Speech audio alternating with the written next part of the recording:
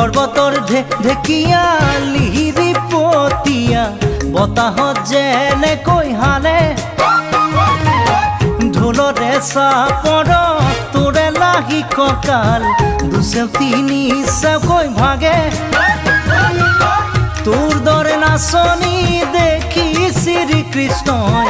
বাঁহী বজাইছিলে চাগে মোৰ মইনা ঐ বাঁহী বজাইছিলে চাগে পৰ্বতৰ ঢেকীয়া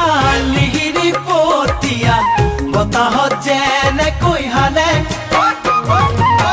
ঢোলৰে চাপৰ